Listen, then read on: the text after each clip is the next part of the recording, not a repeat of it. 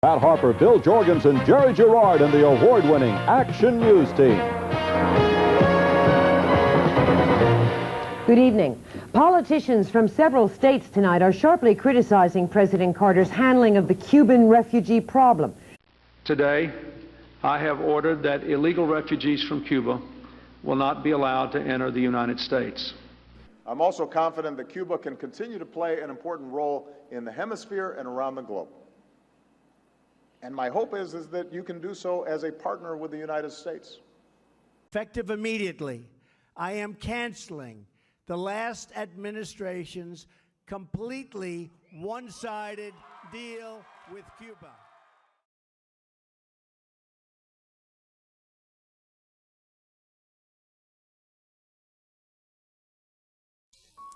Cuban immigrants first started coming to America in masses after the Cuban Revolution. The Cuban Revolution started when a dictator named Batista came into power in 1952. Between January 1st, 1959, the year of Castro's reign, and the October 22nd, 1962 missile crisis, 248,870 Cubans migrated to the U.S. 55,916 Cubans escaped between 1962 and 1965 by dangerous boat journeys. Many opposed his regime, including a man named Fidel Castro. Fidel tried twice to overthrow the government, but failed the first time and was put in jail. The second time, he came back with much more supporters and turned Cuba into a communist country. Many Cubans fled Cuba due to the fear of the new government Castro had created, and the U.S. cutting off economic sanctions in Cuba. Then something else happened. In 1961, Russia had involved Cuba in the Cold War by stashing missiles and nuclear weapons in Cuba, in something called the Cuban Missile Crisis. The U.S. troops tried to invade Cuba many times to obtain these weapons, and this caused even more refugees to leave Cuba and go to America. Many refugees came to the U.S. by boat or raft. Most of these rafts were handmade from whatever they could access at the time. Some refugees came on rafts made of plastic bottles. Others made their trucks and cars into rafts to carry themselves and relatives across. On April 23, 1980, Castro allowed all Cubans who wished to leave the island to leave, but then he later canceled the transportation arrangements. Cuban exiles formed a boat lift, and 114,462 Cubans left the island on shrimp vessels and small boats, going to Key West, Florida.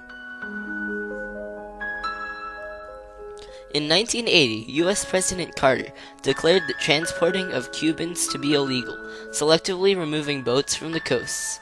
On May 14th, Carter ordered the Coast Guard to form a barrier around Florida to prevent additional boats from going to Cuba and fined boats for illegally transporting refugees. Carter also expressed a willingness to airlift Cuban refugees in the future, but no progress has been made in establishing an official airlift. Carter's orders effectively ended the mass migration of refugees. Between January 1st, 1959, the year of Castro's reign, and the October 22nd, 1962 missile crisis, 248,870 Cubans migrated to the U.S. 55,916 Cubans escaped between 1962 and 1965 by dangerous boat journeys.